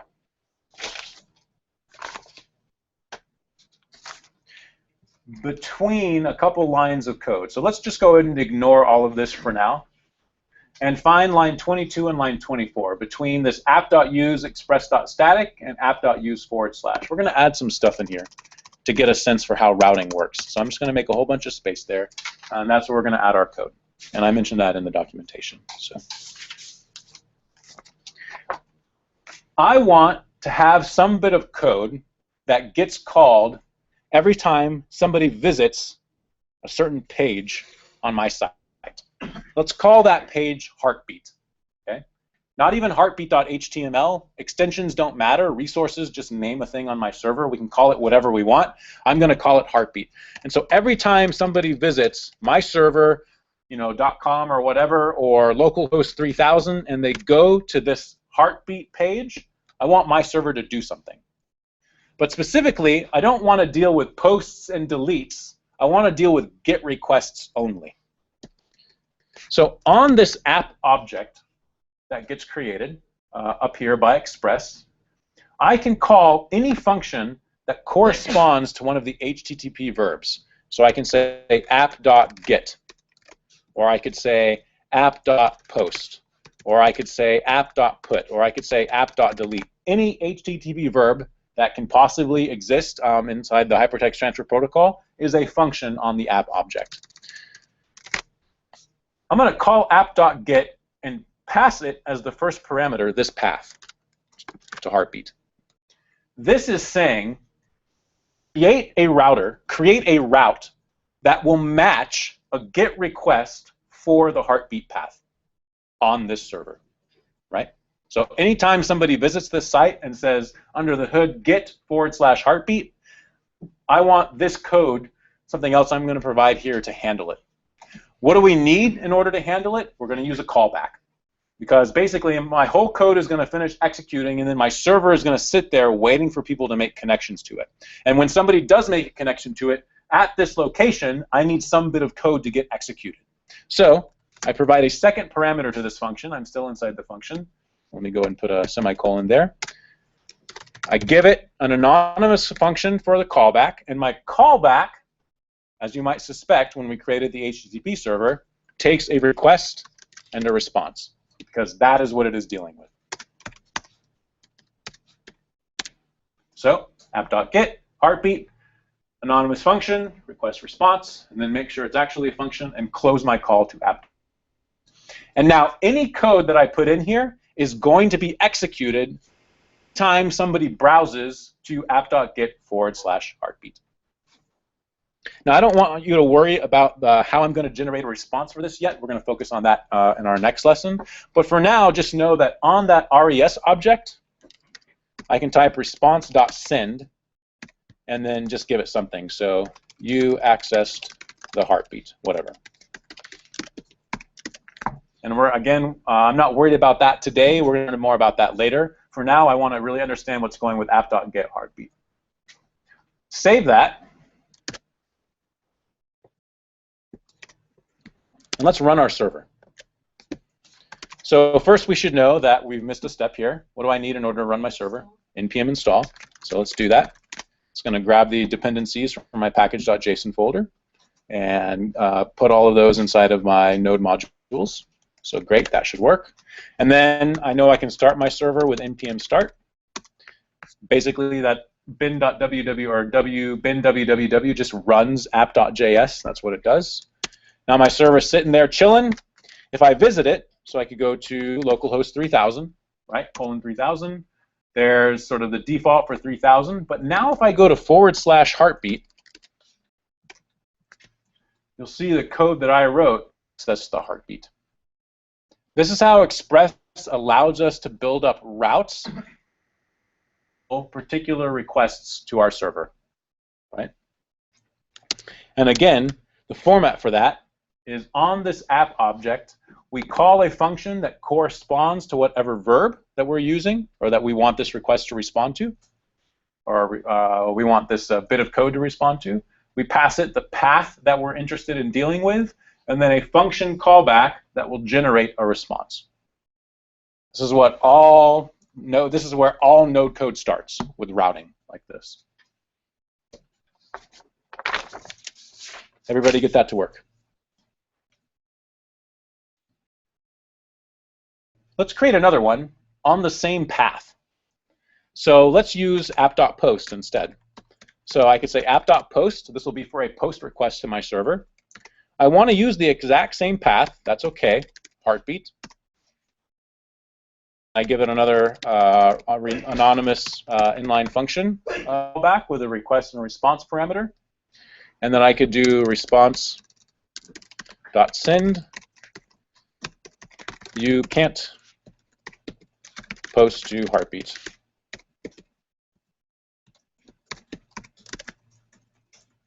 Even though I'm using the same path here, these are two unique routes. So the same path can be targeted by different verbs. And what uniquely identifies an HTTP request is the path and the action together, right? So get heartbeat is not the same as post heartbeat. Those are two different HTTP requests. And both of these are valid pieces of code to exist simultaneously in my application. How can I test a post request? By default, yeah. I mean, go ahead with that and suggest something. Okay. Oh, you want to do that first? Okay, sure. So can you make the app.getHeartbeat have a form in it and have the form be handled by the app.postHeartbeat? Yeah, for sure. But then I have to write a whole bunch of form, right? So, well, can you generate a form automatically? Oh, pretty quick. Oh, well, all right. We're going to do it a different way because I want to introduce them to a tool. Right. So the question is like, how can I get a post? So, and mine was definitely on the is heading in the right direction here. Like normally, posts are generated by forms. Like when we submit a form on a web page, it takes all of the input that we've given it, generates a post request, and sticks that input inside of the post body. In order for our server to support that, we need to generate a form, send it back as HTML, and include tell the submit button to target post heartbeat, right? Well, okay, so we got to write some code to do that. I'd be curious to see what the easy way to generate forms is in Express because I don't know. Is there a default way to do it? No, it was just me use like Zen coding. Okay, is that a module or? Yeah, it's just like what Emmet was called. Okay. Yeah, like the expansion stuff. Oh, okay, so it's built into Sublime. Okay, so, well, so we're going to do this with a tool called Postman. So go into Chrome real quick, and we're going to install a Chrome extension. So Google Chrome extensions, and the first link should be one that Google has bought for itself to its extensions page. Google Chrome extensions. Search for the extension Postman. And I believe I already have it installed on mine, but whatever. Searching for Postman.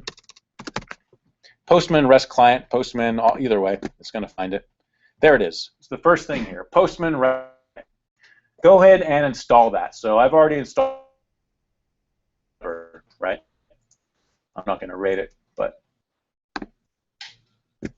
And then when that's done, if you open up a new tab in Chrome, how do you show your extensions in Chrome? Lower. Underneath that. Underneath this? Yeah, the tools tab. Where is that? Up above. Up above history? Oh, tools. Yeah. Extensions. There we go. Boom. I've got my Postman REST client. Oh, that's not what I want to do. I want to run it.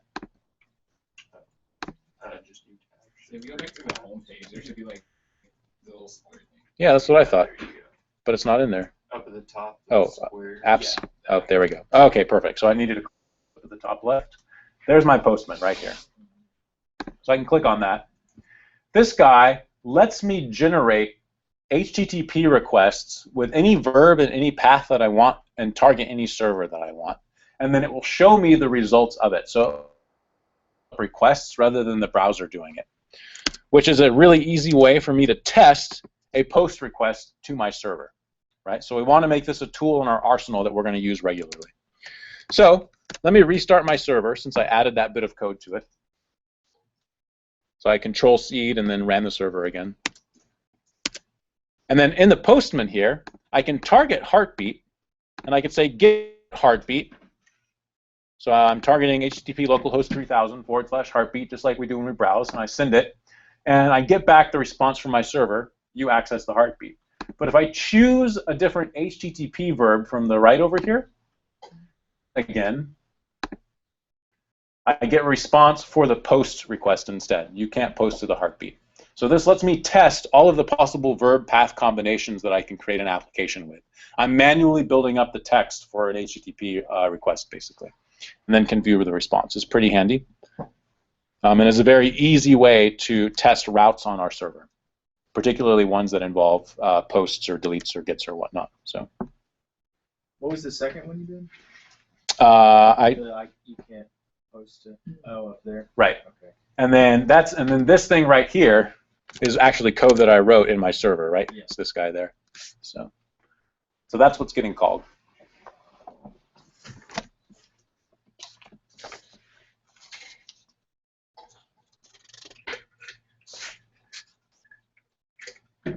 Does that make sense? Does this conceptually make sense? So basically, people are going to visit our website. They're going to visit our website. They're going to use different verbs like get and put and post and delete on our website. And we need a way for our application to respond to those, right? And this is how we do that. We combine our verb and a path, and then we give this whole thing a function callback, and that bit of code is what gets executed when they go to that.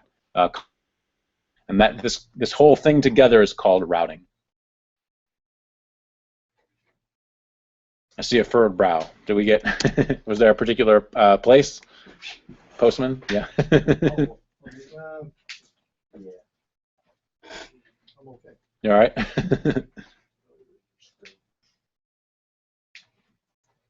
Okay.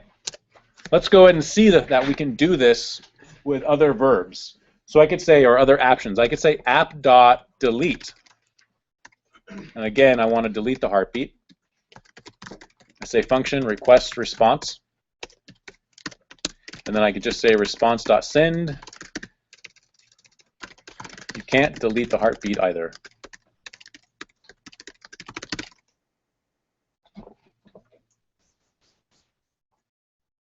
If only my ex-wife knew that.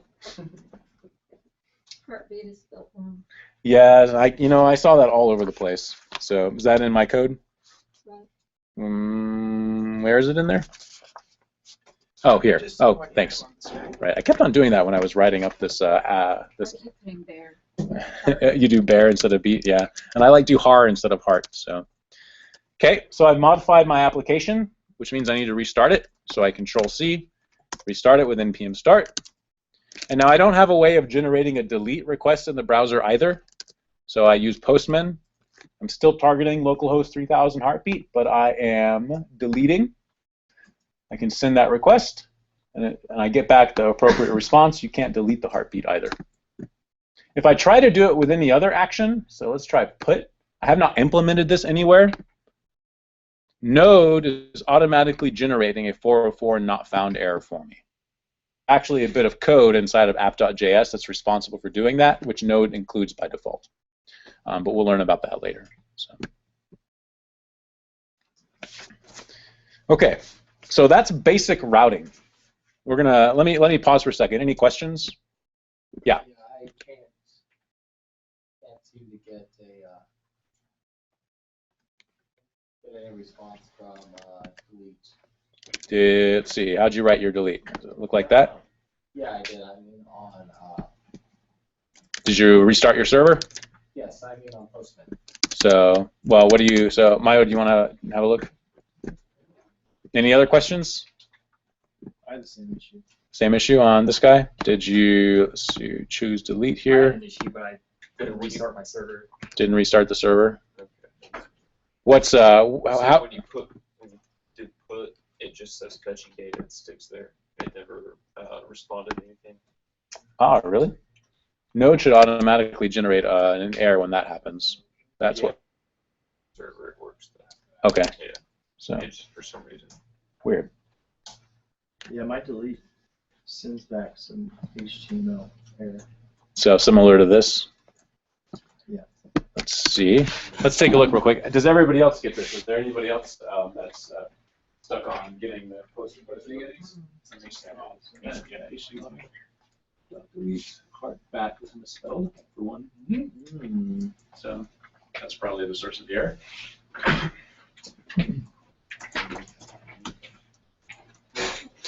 Conceptually, does this make sense? That's even the more important part here, right? You're like, whoa. Not why. Localhost 300. Okay. So that's okay. So simple errors like that are better than complex errors. Yeah. Ideally, all your errors are typos, and not really nasty logic errors. Right. So. But conceptually, though, we're setting up routes. Again, we're setting up routes that correspond to requests and providing callbacks that generate the responses to those requests. That's doing in conformance with the HTTP protocol. Okay, so let's move on to some advanced routing and get as far as we can through this. Right now, we're responding to some really basic paths on our server. Right? We're not sending files back. We can do whatever we want with those responses. Yeah, that's totally up to us. HTTP does not care. Our routes or our paths are really straightforward. Sometimes, though, we're going to want to identify routes for documents or for resources on our server that don't exist yet. And other times, we're going to want to use routes that are really similar, but just slightly different. But we still want the same code to those requests. When is this going to come up? This is going to come up when we're dealing with data on our server. So like if we have users and I want to view a user, and let's say the user is at path user Phil Dow, and I may not have signed up yet, but I still want to be able to let this person generate HTML when somebody goes to this web page, even though I don't know that Phil Dow exists yet. So how can I create a route for users, let's do plural, Phil Dow, when I don't know that Phil Dow exists yet? I can't write that in my application. What? I'll end up using wildcards and named parameters is what we're getting to. Or what happens if I have different kinds of users, and for both of these, I'm going to generate this basically the same HTML, but the details are going to change just slightly, right? So it's going to have the same structure, but my name will be in there, or OKCoder's name will be in there. And then my profile will be in there, or OKCoder's profile will be in there. But it's the same HTML, right? We can see this in GitHub. So like when I visit my GitHub OKCoders page, and I visit my personal OKCoders page, well, that's not a good example. Let's look at a repository instead. So if I look at this repository, or I look at that repository, doesn't matter. It's basically the same page, but the details have changed. So I want the same code to handle those requests, but with different details. So how am I going to do that? I need to be able to handle URLs where details in the URL can change. Details in the path can be different. We do that with wildcard matching and named parameters matching, which is what we're going to learn about right now. So I can use an asterisk in a path that I provide to app.whatever to identify variable characters in my routes, right? So if I say, as an example, app.get /heartbeat, /asterisk. Okay? I am now telling my router to match any path that begins with heartbeat as a / and then contains anything else after it. That asterisk matches anything else. It doesn't matter what it is. I can basically say as long as it begins with /heartbeat / whatever code I put here is going to be responsible for handling it. So I write my function callback, request response, and I'll say response.send. You asked for something in heartbeat, or whatever, right? And the key here is this asterisk. And be careful to make sure you include that / in there for the directory separator. So let's see this in action. Let's save that. So I save my file, I kill my server and restart it. And now I can visit localhost 3000 heartbeat, and I still get access to the heartbeat. But if I do / say name, it'll say I asked for something in heartbeat. Or /12, I still get the same response. Or /12 foo /foo /bar /blah.html. Doesn't matter. That same bit of code is now going to be executed for anything that at least starts that right there. That's what that wildcard says. Match anything after it. That asterisk is matching all of that stuff. Yeah. And I could be specific, and let's say you asked for something in Heartbeat plus request.url, so I can tell them what it was that they asked for.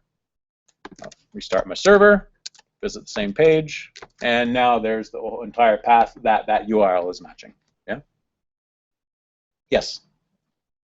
Can these like cascade? Like, can it match multiple? You know, if you had like app.get/heartbeat/star like you have, and then something else that maybe, I don't know, maybe another slash star after that. So like that exactly. These two are trying to match similar paths, right? A star here will also match foo. Yeah.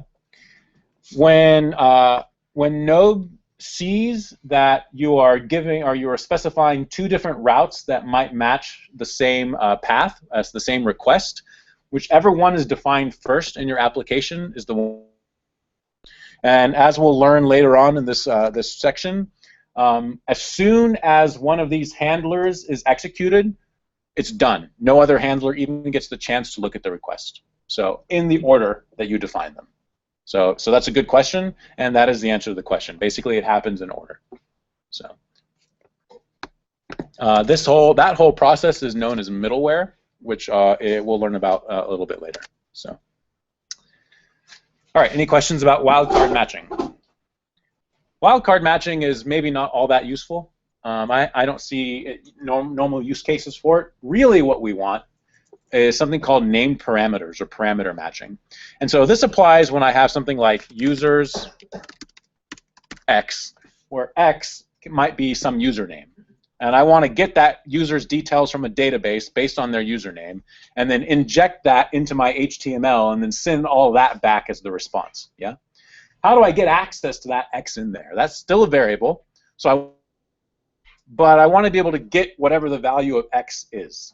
Okay, that's called a named parameter, and they are identified using colons in Node. And so I would say something like users : username, so users / and I would use that in my call to app.get.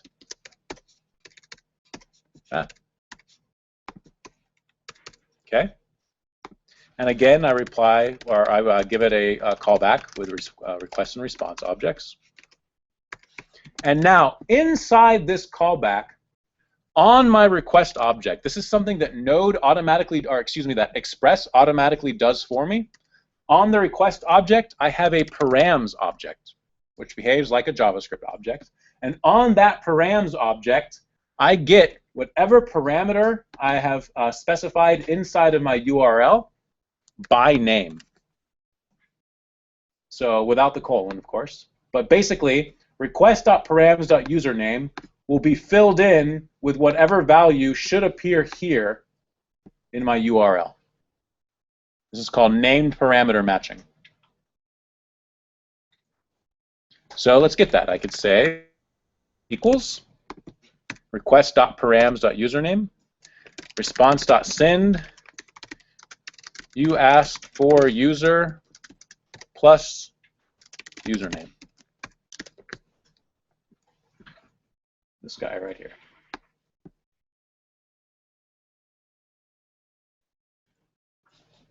Now I can match anything that starts with users and has one path component, so it can't have more information. It can only be one path component, but it could be anything in there, as we'll see. So I made changes to my server. I save my file. I kill my server and restart it. I will go to users fill. I asked for user fill. I'll go to users OK coders. I asked for users OK coders. I'll go to user whatever. It matches any single path component. It doesn't matter. I could do A, B, C, D, E, F, 1, 2, 3, 4, 5, 6, 7, 8, 9, 0. Valid as well, right? It's pulling that piece of the path out and assigning it to request.params. Whatever name I used inside of the URL. Yeah, pretty cool. Name parameters. So now I can get, like, I get that username out, I'd go access this person's details in a database based on that username, and then I would send those details back in my response, right? But otherwise, my response is going to be the same. Really, this will be HTML. We're going to see how to do that in our next lesson. But the important part here is that I now have a way to access variable parts of my path. Did I see a hand raised back there? What? Oh, No. Okay. Line 39. What's cut off? So just passing back the details. Named params like this will not match additional information in the path. So like that does not get matched. Yeah. The name param only matches what's not called a single component in the path, which is a piece between the two forward slashes. And we're going to see why that's a good idea in just a minute. It turns out that we can have multiple named parameters in a URL, which is a very common use case. Make those optional. You can make them optional? Yeah. So it could match subpaths like that? No, like, so you can, so rather than, okay, so if you go back to your code, Okay. so let's say line 50 was commented out, you hadn't defined that, right? You can make username optional, so that way when you went to just /users, it would still be valid. Question mark? Yeah. But I Cool. believe that goes on the On the end? I believe. Something like that? that Yeah. So Milo makes a good point here too. There are other two sort of variables inside of our paths. We're really only covering asterisks and colon, which give us wildcard matching and named parameters, but there's others. I don't know what they all are. There's like 4 or 5 or 6 of them. Those are okay, so maybe there's only 3, but there are others, and I forget what they are. So I think there might even be a couple more. These would be the most used ones, though. So You can do regex matching. yeah, you could do regex. Can you do complete regex matching? Yeah. Wow. We won't get into that. Although regular expressions are awesome, so if you're more advanced along, you might want to ask Milo for more information about that because they're pretty sweet. So Huge learning curve. slight learning curve. They're not. Yeah. Once you get the gist of it, though, they're not too bad. Brent?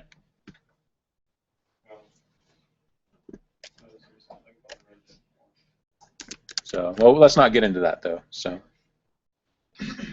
okay. Let's do another one of these for practice. Let's imagine to any /blog/posts/post ID, right? So I want to do an app.get posts, blog posts ID. Respond with a callback. I get the ID, var ID equals, it'll be in request.params. Whatever the name here I use, ID. And then I could do response.send, you asked for blog post plus that variable ID.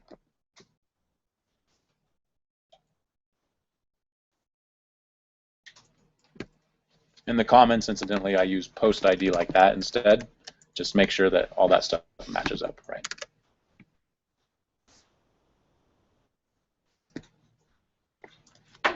All right. I'm going to go ahead and restart my server, so I Control-C it, start it up again. And now I can go to localhost 3000/blog/posts, and then some identifier. And it says that it executes that part of my code. You asked for blog post 12, or blog post just made a web app, right? That's what it's asking for. And so that's really how, kind of like how WordPress works, right? Or it could be a bunch of strings, like that. Anything. It'll match any single path component after blog posts, because in my code, that is what the name parameter is targeting, right? It's pretty sweet. We are at 8 o'clock. We have about half through this information on routes, if you're looking at our OKCoders documentation. Any questions? This is starting to get a lot of material. The HTTP stuff is mostly conceptual. Here we're learning how to like use the HTTP stuff inside of Express. So the code we wrote earlier to like pull different pages, Mhm. like when we were writing in the server with Node, Mhm. is Express like doing that? Yes. Okay. And so And this is just a different method for writing it? So what we're doing is a couple of different things. We didn't get to middleware that actually is addressed at the very bottom of this material. This line right here tells Express to look for files inside of the public directory, and when they match the file name that you are requesting with the get whatever, if it matches a file inside of that public directory, Express automatically responds with that file and ignores your custom application code. That is called static HTML. Static files that don't change because they're just HTML files on your file system somewhere. This is dynamic. We can rewrite our code here to do whatever we want based on these routes. And since we're going to be combining information that we get from databases with template HTML stuff that we're going to learn about in a lesson or two, we need to be able to respond to that in code rather than with manual HTML. A static HTML page can't look up a database. Code has to look up a database, right? And so these are kind of the two components of a web application: static material and material that changes depending on details in the request, especially details like what username you're asking for or what post ID you're asking.